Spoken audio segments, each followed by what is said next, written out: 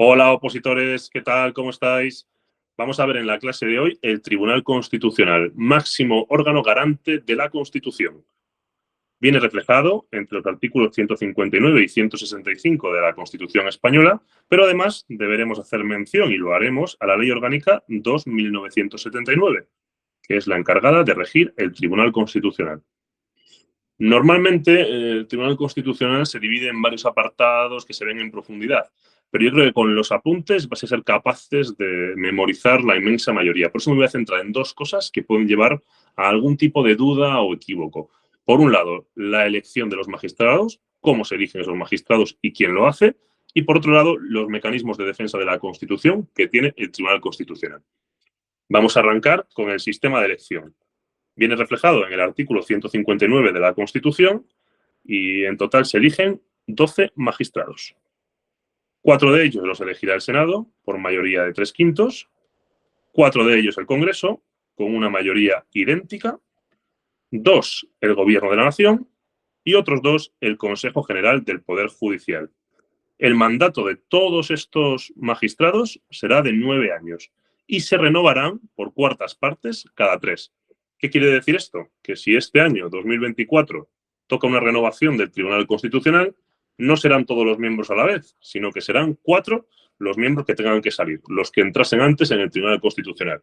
Y hasta dentro de 3 años no tendrían que salir otros 4 miembros para ser renovados.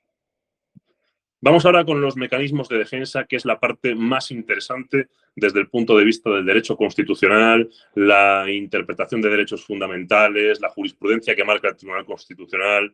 Es un mundo con un montón de aristas que aquí vamos a ver superficialmente, pero que nos va a ser suficiente para afrontar una oposición.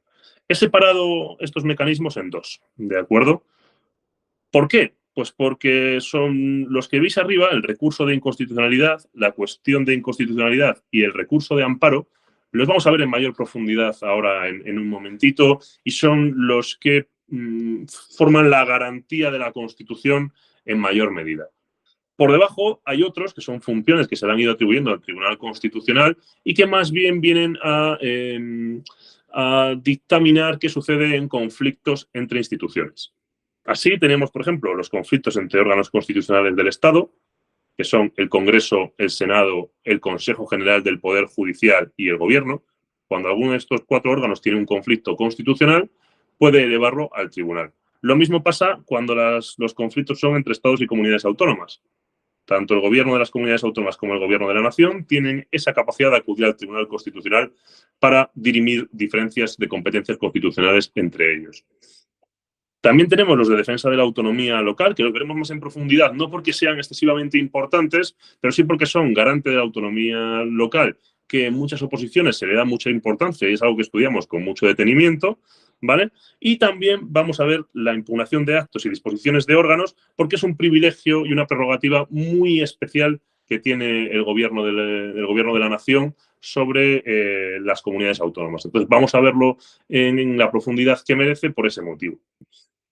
Vamos a empezar, en primer lugar, por el recurso de inconstitucionalidad. ¿De acuerdo? Importante que tendremos que diferenciar de la cuestión que la vamos a ver luego. Se presenta contra leyes, disposiciones normativas o actos con fuerza de ley. ¿De acuerdo? Es decir, el Congreso, el Senado o una Asamblea Legislativa de una comunidad autónoma presenta una ley, un real decreto del gobierno también nos serviría, que pues otros órganos o otras personas legitimadas consideran que es inconstitucional. Pues pueden ir en un plazo de 3 meses al Tribunal Constitucional para que decida. ¿Quiénes son estas personas legitimadas? Por un lado, el presidente del gobierno, el defensor del pueblo, la unión de 50 diputados del Congreso de los Diputados, la unión de 50 senadores y, por último, los órganos colegiados de las comunidades autónomas, es decir, los gobiernos autonómicos. Aquí deberíamos mencionar que las asambleas legislativas en algunas comunidades autónomas que lo recoge su Estatuto de Autonomía también tienen esta potestad. Es algo que deja abierto la Constitución. Y por último, deberíamos mencionar que este plazo de 3 meses se puede convertir en 9 meses cuando la ley que está en disputa es una ley de una comunidad autónoma o una ley del gobierno. ¿De acuerdo? ¿Por qué? Porque se abre una comisión bilateral para que puedan llegar a un acuerdo. Entonces, para dar margen a ese posible acuerdo, cuando el gobierno impugna una ley de una comunidad autónoma, pues se abre el plazo hasta los 9 meses gracias a una comisión bilateral entre ambas. ¿De acuerdo? Vamos ahora con la cuestión de inconstitucionalidad, que aquí, como hemos mencionado antes, la clave es la palabra cuestión y no recurso. En este caso, la cuestión la puede presentar un juez o tribunal ordinario, un juzgado de instrucción, un juzgado de lo penal, un juzgado de lo social, cualquiera, de cualquier nivel. Lo puede hacer o bien de oficio o bien a alguna instancia de alguna de las partes que forman parte del juicio. ¿Vale? ¿Y cuáles son las condiciones para que presente una cuestión de inconstitucionalidad sobre una ley?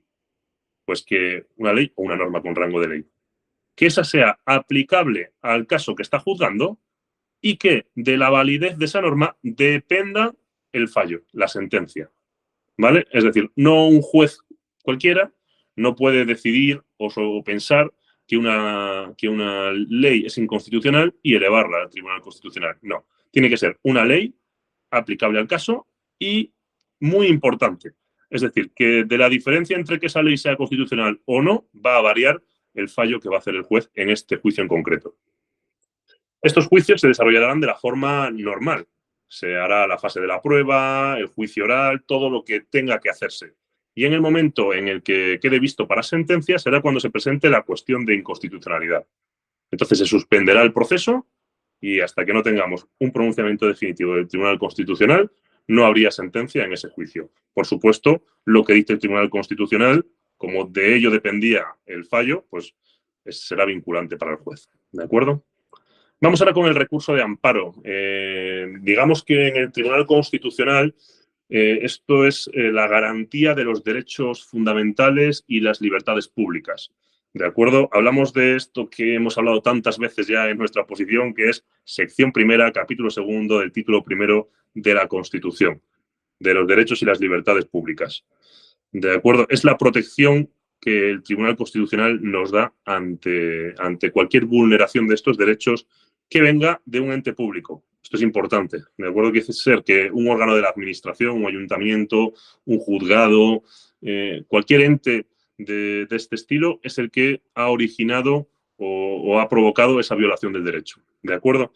¿Quiénes están legitimados para acudir ante el Tribunal Constitucional? Pues tenemos toda persona física o jurídica con interés legítimo, normalmente el afectado por la violación, pero puede haber más personas con interés legítimo, ¿de acuerdo? Desde familiares de personas con discapacidad o personas tuteladas. Puede ser bastante amplio este concepto, ¿de acuerdo? El defensor del pueblo y el Ministerio Fiscal. Vamos ahora a los conflictos de defensa de la autonomía local. ¿Por qué hemos incluido esto aquí, que no tiene tal vez la importancia que tenían los tres mecanismos que hemos visto anteriormente? Porque es un garante de la autonomía local, que está constitucionalmente garantizada. ¿De acuerdo? Esta es la capacidad que tienen los entes locales para perseguir los fines que les son propios. ¿De acuerdo?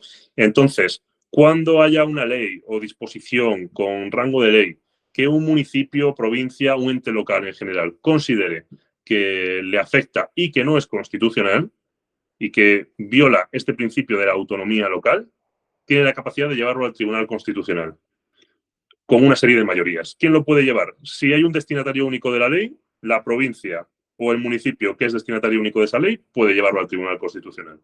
Si es una ley, que será lo habitual, que afecte a varios municipios, a varias provincias, pues tendremos que ir a ver las mayorías necesarias.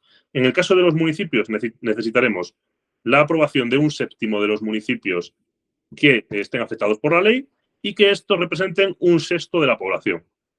En el caso de las provincias, sería la mitad de ambas cosas. La mitad de las provincias afectadas con la mitad de la población. Quiere decir esto que si, por ejemplo, en una ciudad como en una comunidad autónoma como Castilla y León se juntasen, digamos, Soria, Palencia, Zamora, las provincias con menor población, no les serviría, aunque fuesen el 50% de las provincias, para solicitar la defensa de la autonomía local al Tribunal Constitucional. Tendrían que tener, además de la mayoría de la población. Vamos, por último, con la impugnación de actos y disposiciones de órganos autonómicos. ¿Por qué esto es interesante? Porque nos habla de actos y disposiciones sin fuerza de ley, que emanan de cualquier órgano de una comunidad autónoma. Esto es un privilegio y una prerrogativa que tiene el gobierno de la nación muy grande, probablemente el más grande con respecto a la Constitución que se le otorga y a los mecanismos de garantía. En este caso, el gobierno es el único que tiene la capacidad para imponer esta impugnación. Tiene 2 meses desde que conoce el acto o desde la fecha en la que el acto fue publicado, porque al ser un acto sin fuerza de ley puede ser algo escrito o no, ¿de acuerdo? Entonces tiene 2 meses, o bien desde que lo conoció o bien desde que se publicó, para impugnarlo. En el momento en el que lo impugna, se suspende automáticamente lo que ese acto o disposición marcase. Hay una suspensión automática. Este es el mayor privilegio que tiene el gobierno con respecto a esto. Lógicamente, no se hace con las normas de rango de ley, que tienen una garantía mayor, se hace con las disposiciones que no tienen rango de ley. ¿Vale? Por ese es el motivo que se le permite este privilegio al gobierno de la nación, ¿de acuerdo? Y desde el momento que se suspende automáticamente, el Tribunal Constitucional tiene 5 meses para resolver y decidir si mantiene la suspensión y no sigue adelante esa disposición o acto, o si la levanta. Plazo máximo de 5 meses, puede hacerlo antes. Esto sería todo lo fundamental que tenéis que saber del Tribunal Constitucional. Luego también está la composición, las salas, las sentencias. Tenemos ciertos temas, pero que yo creo que son más sencillos de entender con el mero estudio y sin necesidad de explicación. Cualquier duda que tengáis, me podéis escribir y os puedo pasar esquemas, apuntes, algún test para repasar este asunto del Tribunal Constitucional, lo que necesitéis. No tengáis ninguna duda de contactar conmigo. Hasta luego.